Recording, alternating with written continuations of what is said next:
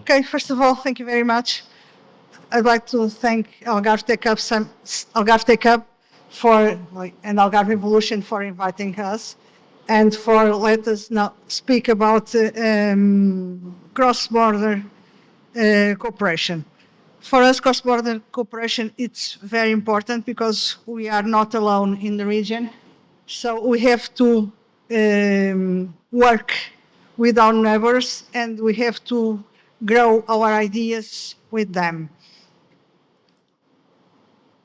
I'm sorry, the PowerPoint is in Portuguese.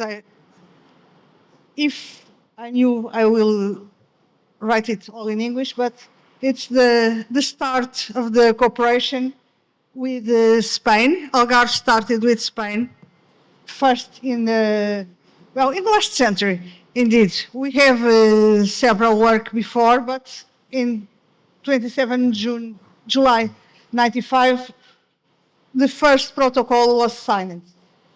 After, a new protocol with Alentejo and Andalusia. And this was quite strange, so why not work together?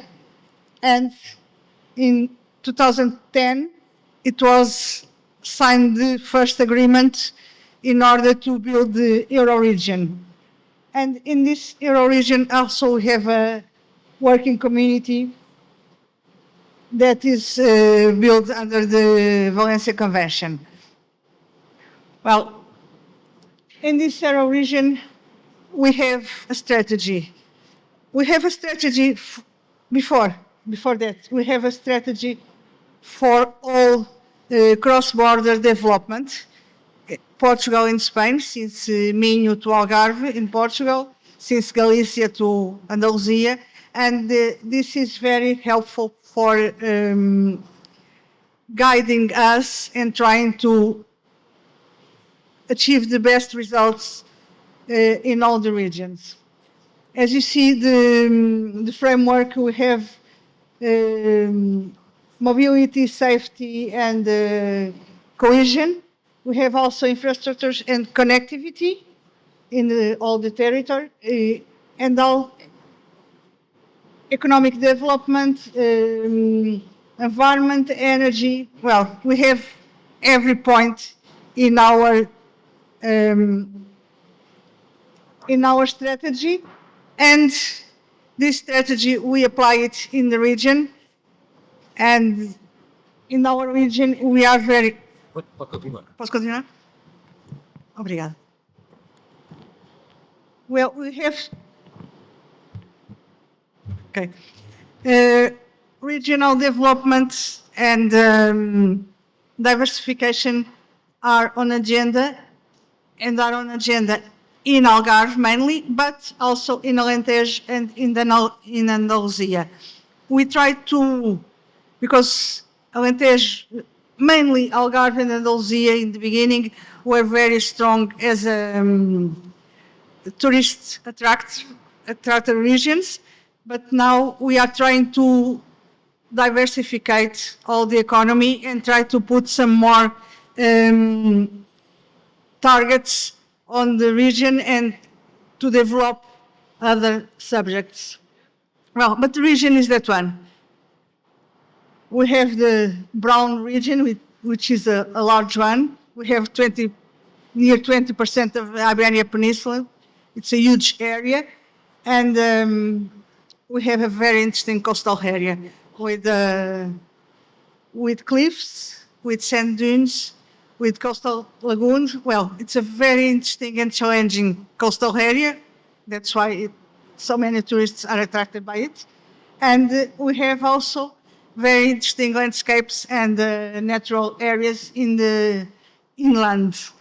We have two, we have two areas. How do you say Bacia Hydrográfica in English? I'm sorry.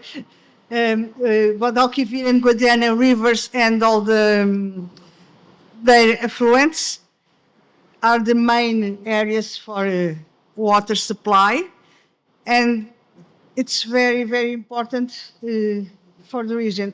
Here we have in the left left side, we have the population distribution, and you see the green points, the main green points where people live more.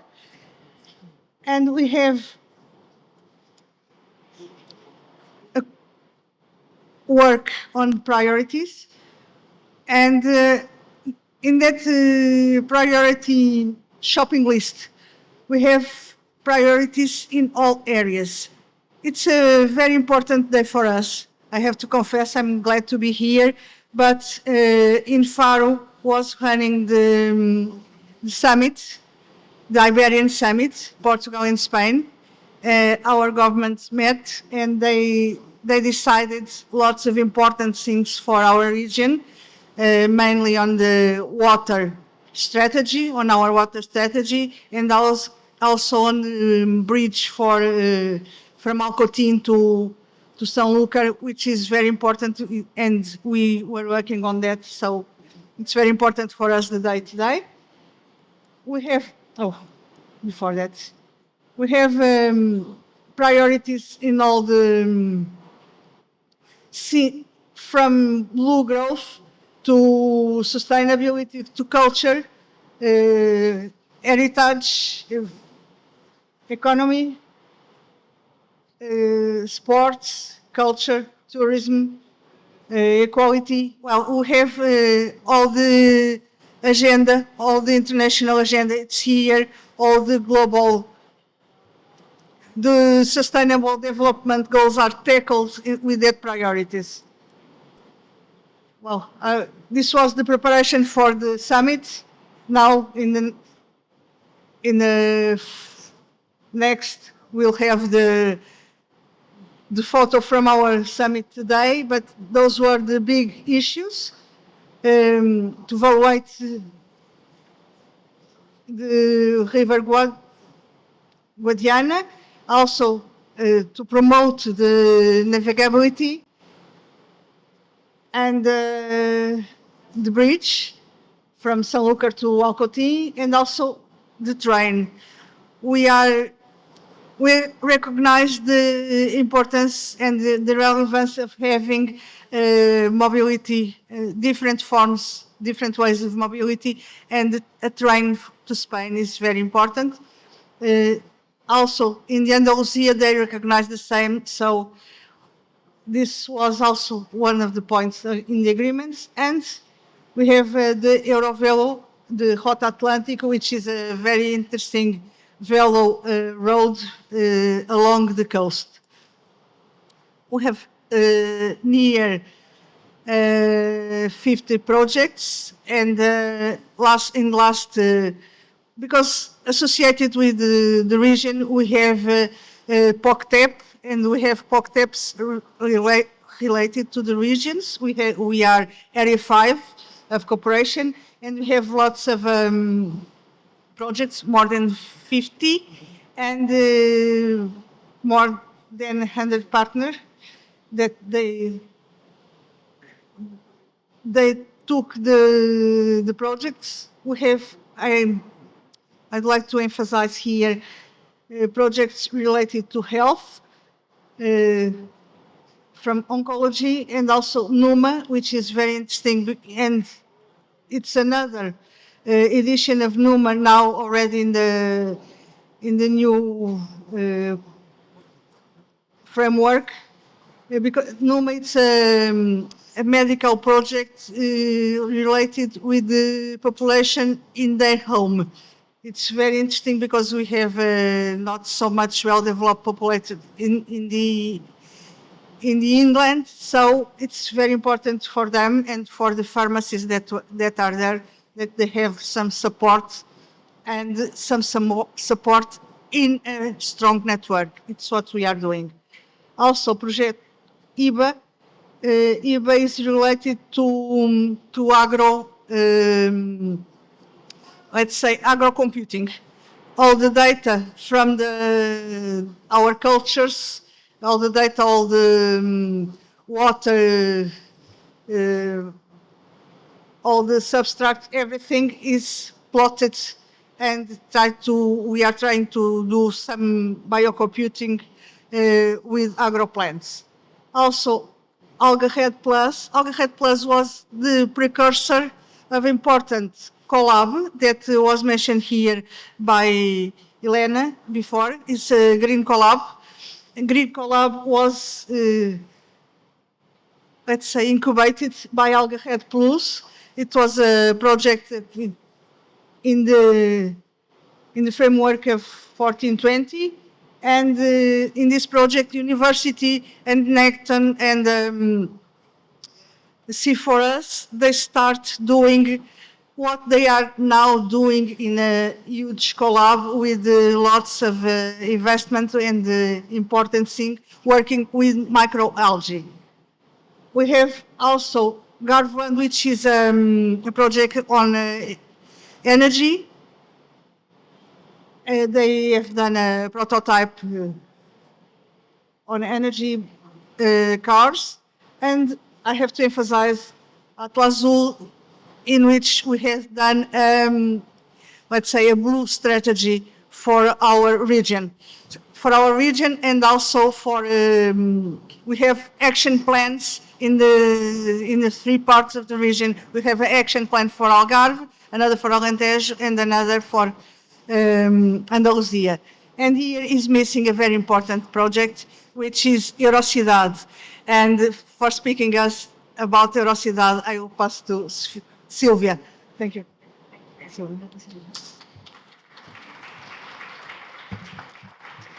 Obrigada. Boa tarde a todos. Eu vou falar em português. A apresentação tem notas em inglês e algumas em espanhol. Nós somos uma Eurocidade que está em... Vamos? Não está a ajudar. Só um bocadinho? Não. Temos aqui um problema técnico. Ok. A Eurocidade do Guadiana está situada na Eurorregião e é composta pelos 3 municípios de... Sim? Vou esperar um bocadinho. Ok. Vamos ver se...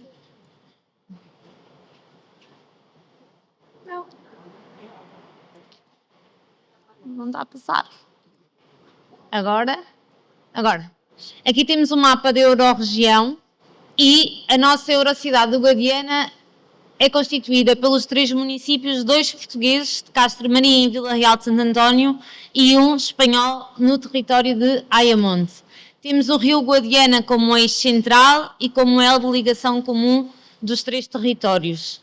A Eurocidade do Guadiana é um agrupamento de cooperação territorial com personalidade jurídica. Desde 2018, foi um caminho trilhado e trabalhado desde 2013, desde a constituição da Eurocidade do Guadiana enquanto tal. Temos estatutos, temos gestão própria, autónoma e os 3 sócios são os 3 municípios que constituem a Eurocidade. Sendo uma ASCT, fazemos a promoção da coesão social, organizamos atividades conjuntas entre os 2 países e os 3 municípios, realizamos o fomento de equipamentos comuns no território para uma gestão estratégica do território de forma comum e dinamizamos economicamente a fronteira entre os 2 países. Isto tudo num modelo de governança partilhada entre os 2 países e as 3 cidades, num modelo de gestão inovador que são os agrupamentos europeus de cooperação territorial. Abarcamos 500 km² de território, aproximadamente 48 mil habitantes, 47 mil e poucos. Temos mais de 10 núcleos urbanos, 26 km de linha de fronteira e uma fronteira fluvial que não é uma fronteira com obstáculos, é uma fronteira que nos une. Por isso a nossa marca turística é Fronteira Líquida. Aqui algumas fotos exemplificativas daquilo que vos quero mostrar hoje, porque a Eurocidade começou em 2013, em 2018 ganhou personalidade jurídica, começou a trabalhar de forma autónoma nos seus projetos e no modelo de governança partilhada, mas tudo isto foi possível ao abrigo de financiamento europeu, nomeadamente na linha Interreg Cooperação Transfronteiriça Portugal-Espanha, e foi possível construindo documentos estratégicos para planeamento e desenvolvimento do território de forma conjunta nos anos que se seguem. E estes documentos estratégicos foram feitos com as duas universidades, a do Algarve e a da Andaluzia, com os 3 municípios, com a Eurorregião, com as entidades públicas e institucionais que abarcam estas estruturas de governança a nível europeu e, acima de tudo, tiveram a participação da comunidade, tiveram participação cidadã, tiveram a participação das empresas, dos 2 países, dos 3 municípios. Foi um trabalho de cooperação transfronteiriça, conjunto, e que teve os seus frutos. Nós conseguimos, ao longo destes anos, fazer os documentos estratégicos como a primeira agenda urbana de uma Eurocidade a sul da Península Ibérica. Temos a primeira agenda urbana da Eurocidade. Isto permitiu que os 3 municípios pensassem em conjunto, no quadro das agendas urbanas europeias, aquilo que querem para o território da Eurocidade nos próximos anos. Agora estão estes 3 municípios individualmente a fazer as suas próprias agendas urbanas, mas em conjunto nós já temos um instrumento de trabalho comum. Desenhámos também um plano estratégico de turismo num quadro temporal de 2023-2027, um plano estratégico pensado e enquadrado nos planos nacionais e regionais e que nos permite atualmente desenhar tudo aquilo que é o quadro de intervenção estratégica no turismo no nosso território até 2027, em parceria com as entidades regionais de turismo, dos 2 lados, da Andaluzia e da Algarve. Fizemos também como um diagnóstico prioritário ao nível da acessibilidade no nosso território. É um tema que nos preocupa, é um tema que cada vez mais temos que dar resposta e o nosso território queremos nos próximos anos acessível a 100%, para isso foi feito o diagnóstico e é uma ferramenta de trabalho que nos próximos anos vamos conciliar juntamente com o plano de mobilidade. Nós estamos a desenhar e a pensar o território com um plano de acessibilidade e mobilidade para os que residem, mas também para aqueles que nos visitem. Neste quadro de instrumentos estratégicos que temos, que foram desenhados pelas 2 universidades, são instrumentos que foram feitos de forma científica, com participação da comunidade local, com a participação das instituições, permite-nos, independentemente das mudanças políticas no território, das mudanças de gestão no território, desenvolver um trabalho a curto, médio e longo prazo.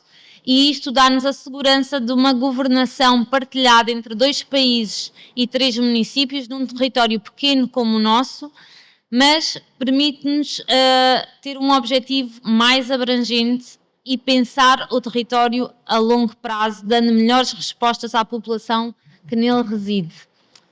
A nível futuro e de inovação, estamos a trabalhar em 4 temas-chave: gestão de resíduos, mobilidade sustentável, governança turística e turismo, com vários projetos em áreas específicas, como podem ver.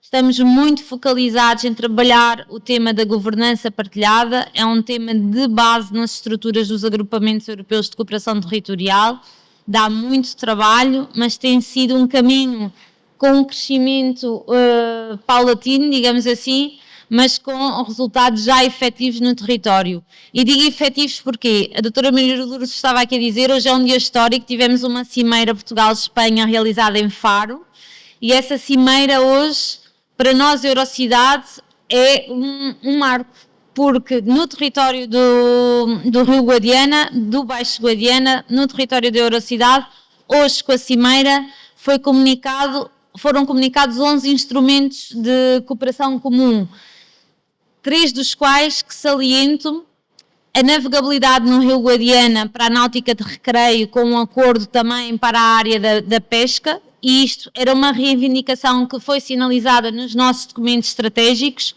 A questão dos caudais, que é uma reivindicação e uma negociação que já tem tempo. E outra que para nós foi uma surpresa, a criação de uma plataforma digital para a apresentação de uma agenda cultural comum entre os dois países e que nós na Eurocidade já fazemos desde 2018. No território da Eurocidade existe uma agenda cultural comum para os eventos que decorrem no território e, portanto, é de felicitar que na Cimeira de hoje isso se tenha expandido ao território nacional de Portugal e Espanha. Muito obrigado, qualquer dúvida, qualquer contacto, estamos disponíveis e obrigado pelo convite.